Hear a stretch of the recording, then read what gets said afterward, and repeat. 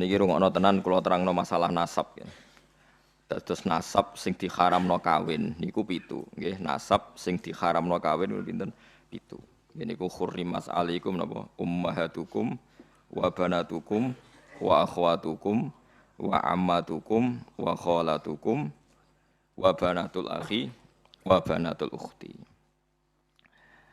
Niki penting kula aturaken nggih. Jenengan ra usah sensitif. Pokoke masalah hukum iku cocok ra cocok ra usah napa sensitif. Agama itu mengharamkan atau melarang adopsi ngangkat anak. Kalau terpaksa ada orang ngangkat anak itu harus dicatat nasabnya dan dimaklumatkan di keluarga anak yang diadopsi maupun keluarga yang mengadopsi. Karena nanti ditakutkan terjadi ikhtilatil ansab.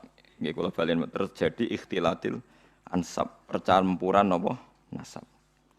Karena setiap satu orang itu pasti punya 7 orang yang haram dikawin karena apa? Nasab. Ini ku ibu. Nggih ibu, dulur ummahatukum terus putri, dulur kandung, bulik sangka bapak, bulik sangka napa? Ibu, terus ponakan nggih anake dulur lanang lan anake dulur napa? Wedok niku sing haram krana nasab. Sebab niku ikhtilat. Yen wae dirungokno. Riyen Rasulullah niku ndek anak angkat dene Zaid. Sampai wong darani Zaid bin Muhammad. Mboten Zaid bin Harisah tapi Zaid bin Muhammad. Terus ambek Allah piyambak dibatalno. Wong kudu nyebut Zaid bin Harisah. Dipaksa. Nggih, wong kudu nyebut Zaid bin Harisah. Ora oleh muni Zaid bin Muhammad. Sampai turun ayat lewat Allah langsung ud'uuhum li abaihim huwa aqsatu indallah. Wong kudu disebut nganggo jenenge bapake. Iku nak kepengin adil cara Allah. Mergo tiyang adopsi niku mesti nglahirno sombong. Kula pun bolak-balik wingi kula ngaji teng Bojonegoro teng Islamic Center nggih bilang. Adopsi itu melahirkan kesombongan. Lho nggih to nggih, misale anake Ruhin tak pek anak angkat aku. Kan keren ben Gus Bak timbang ben Ruhin. Lama-lama anaknya itu kalau ditanya seneng, jenengan sinten? Kula putrine Gus Bak. Kan enggak siap di bapak keriting, enggak jelas misalnya ning dalan-dalan ya wis ngono kan. Itu satu, melahirkan kesombongan. Dua, terjadi ikhtilatil ansab. Misalnya anak Ruhin melok kula terus kuliah. Jebule pacaran mbek dulure dhewe. Terus engko rabi entuk dulure dhewe, entuk ponakane dhewe. Itu bahaya sekali. Sangat-sangat bahaya. Kalau mau cerita tentang budi-budi, ketika saya memberi makalah tentang adopsi ini, wonten kiai, sikoh bisa dipercaya cerita. Itu ono wong di anak angkat yang Jakarta. Yang nganterkan tuh Pak D-nya. Suatu saat anak ini besar, kuliah, pacaran mbek adik kandungnya. Walhasil terus kawin di anak sitok. Pak D yang dulu nganter ke Jakarta ke yang adopsi itu nilai di Jakarta. Kok wagetnya bukan main, ternyata yang dirabi itu sama-sama ponakannya, gitu dulur nopo kan? Ini bahayanya ngangkat anak nopo angkat. Sehingga dibatalkan oleh Allah, orang harus mau menyebut bapaknya. Ud'uuhum li abaihim huwa aqsatu indallah. Tapi wong saiki saenake dhewe. Anake sampean kudu bangga, makalah Nabi itu mengancam manidda ila ghairi abi wa huwa ya'lamu anna ghairu abi faqad kafara. Wong sing ngaku ora bapake diaku bapake dianggap ngafiri to ngingkari ajaran Kanjeng Nabi Muhammad sallallahu alaihi wasallam.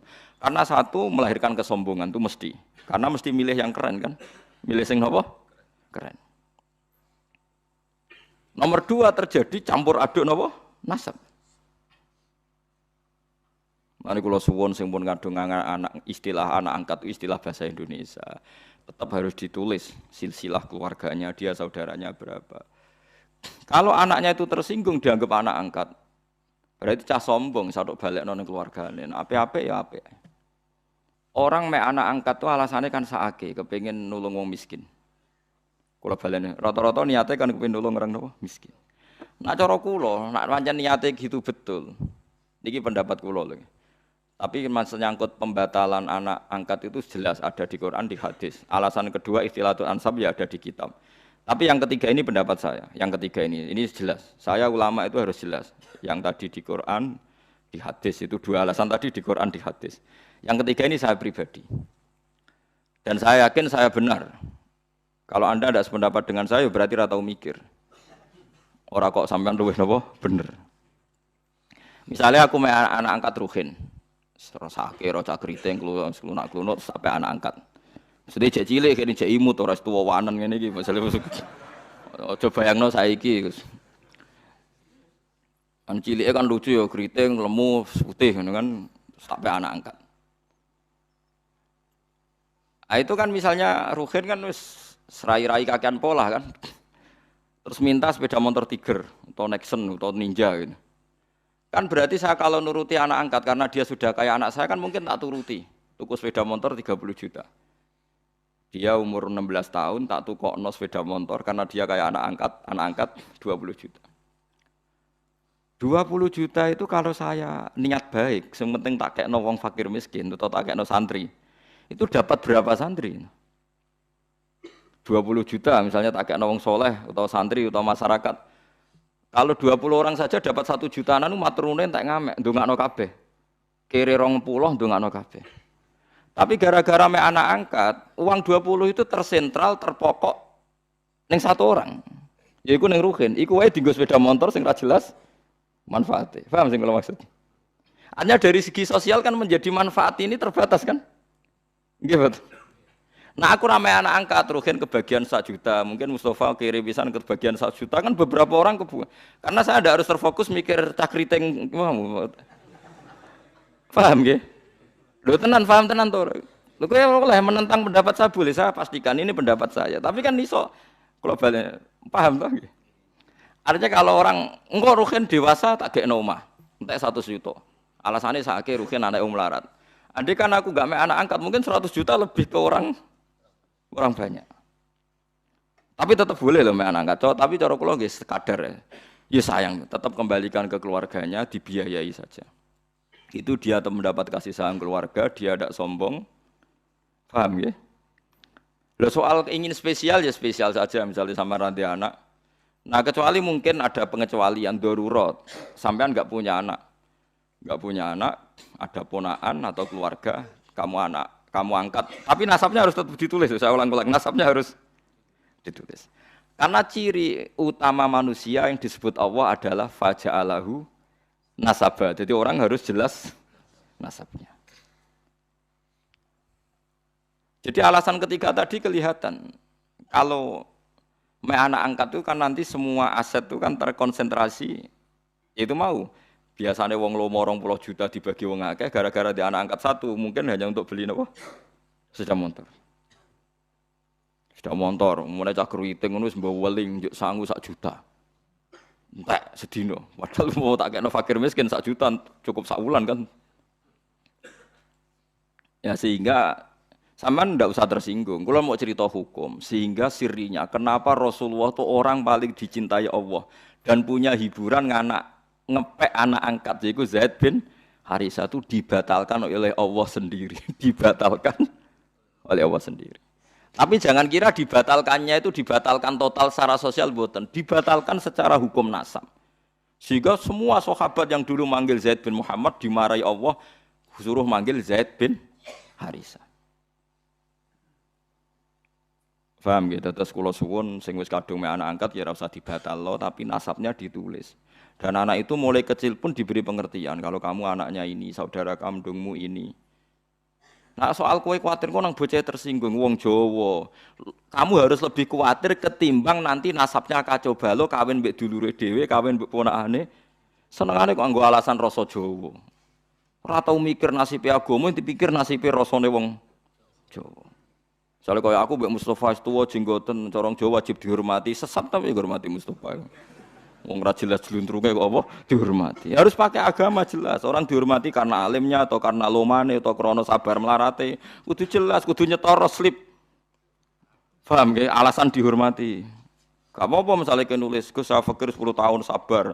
Jadi jenengan harus hormat saya. Kula hormat siap kula. Mergo jelas kesalehane dan saya siap sabar lagi sampai mati ya monggo nanti ditulis.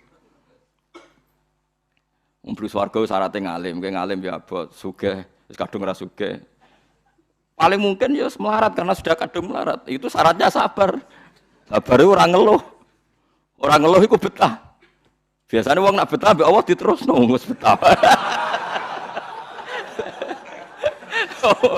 Wong wis betah wae kan. Itu kan jadi repot. Jadi itu coba hitung ya. Alasan ketiga tadi bisa dihitung. Saya tuh punya pengalaman gitu. Saya punya saudara, punya keluarga, orang kaya, anak angkat. Itu ya kebaikannya ya terkonsentrasi, ya itu tadi. Tergerus hanya untuk 1-2 orang. Ya taruh saja tadi. Kalau orang punya uang 20 juta biasa diamalkan, mestinya bisa dikasihkan pondok atau fakir miskin bisa orang 20-30. Gara-gara anak angkat mungkin seleranya selera yang fuduli, yang enggak prinsip, yang sekunder, misalnya untuk beli apa? Sepeda motor. Lah ngono anak yang bowling kok rugen anak angkate. Sepeda motor di aksesoris. Aksesoris sepeda motor larang pisan. Sepeda larang ngegenge ning mall. Ngentekno donya tenan. Nah itu kenapa? Menurut saya kalau mau baik-baik saja. Terus saya teruskan. Tapi teori saya ini ya tidak selamanya benar karena itu tadi yang dibatalkan hanya nasabnya saja itu yang pasti benar. Tapi Rasulullah itu ya unik. Ini cerita sisi Rasulullah. Rasulullah itu di putu jenis Hasan Husain. Hasan itu ganteng. Enggak ada orang mirip Nabi kayak Hasan. Hasan bin Ali. Dia putrane Sayyidah Fatimah sing sugeng kan namung Hasan kalian apa? Husain. Sebetulnya punya adik namanya Muhassin tapi meninggal. Hasan itu ganteng kan. Ganteng, putih, ganteng, putune Kanjeng Nabi. Terus Usamah itu sampean Rabi Zaid iku rabi untuk Ummu Aiman. Nggih Zaid itu rabi untuk sinten Ummu Aiman. Usamah Zaid bin Harisah. Terus gak ada anak namanya Usamah. Zaid itu dia anak jenis Usamah itu wireng. Mungkin turunane wong ireng. Niku Kanjeng Nabi senenge pol. Mergo anake anak angkate. Putu sangka anak angkat. Dipangku mbek Kanjeng Nabi. Sampai sahabat itu cara sahabat itu wong Jawa nak ngenyek Nabi cah mangku gula kopi perkarane sitok putih. Sitok napa? Lah niku nak Usama umbelen. Meler itu, umbel ngerti umbel sampean. Cara kene apa? Umbel. Niku Sayyidah Aisyah kon nyisi ora gelem. Wis ora anake wireng. Umbelan deh. Sayyidah Aisyah kon nyisi ku. Mboten purun. Jijik cara Jawa. Sayyidah Aisyah wae anak wong sugih, perawan, bojone Kanjeng Nabi, kon nyisi cah ireng. Gak gelem. Niku di sisi Kanjeng Nabi dhewe. Sampai Aisyah iku iri. Tanganku eman kena umbele Usamah malah tangane Kanjeng Nabi akhirnya. Jadi artinya gini, jangan kira Nabi itu melarang anak angkat itu terus tidak sayang ya sayang, tapi jangan menggantikan nasab, jangan menggantikan nasab. Malah disebut Quran ud'uuhum li abaihim wa aqsatu indallahi fa illam ta'lamu abaahum fa ikhwanukum fid dini wa mawalikum. Ini diatur. Terus sekarang orang bangga ngambil anak angkat macam-macam. Nah, kita sebagai ulama harus ngomong ini duduk perkaranya karena orang itu punya nasab. Ya, nanti terjadi ikhtilatil apa? Ansab. Nasab itu 7 ya. Terus kedua ditambah nasab karena mertua. Tak dono hukumnya ya. Kalau nasab karena mertua itu 2 sisi. Haramnya mertua itu bimujarrodil akdi. Jadi misalnya saya nikah dengan istri saya. Sekali saya muni qabil tu nikah wa taswijaha bil mahril mazkur, itu otomatis saya sudah boleh salaman sama mertua saya. Sudah jadi mahram. Mahram bil musyawarah. Namanya mahram bil musyawarah.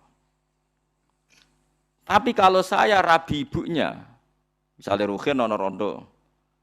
Kasusnya kancane bapak nanti konco. Ini kisah nyata. Konco guru dan PNS. Gawe kemenak, gawe depan. Dekne iku wis tuwa, maksudnya ya ora tuwa banget ya, pokoke duda. Karena dia sugih ning desa PNS wak sugih, nglamar cah wedok. Sing baturi bapak. Ngamar cah wedok, ya namanya ngamar cah wedok sing methuki ibuke iku rondo. Bareng ro ibuke luwih ayu. Diwethuki, terus spontan muni ngene. Bapak saja kaget, yang nemani kaget. Mugi kalian jenengan terus pundi, Bu? Betul sampai anak jenengan. Ibuke yo edan gelem, ibuke ku gelem. Ibuke ku gelem, padahal posisi rono ape nglamar anake. Ibu aku gelem. Jare bapak ngedan. Bareng metu takoki bapak, "Lho kowe kok piye sini-sini wong nglamar anake kok entuk ibuke?" Wong iku kan kancane bapak, "Ayu ibuke." Bareng wis kasil untuk ibuke terus dipertimbangkan jare sampean kan rondo anakmu ku perawan, payune gampang, penting ibuke mlaku sik terus rabi. Rabi sama ibu.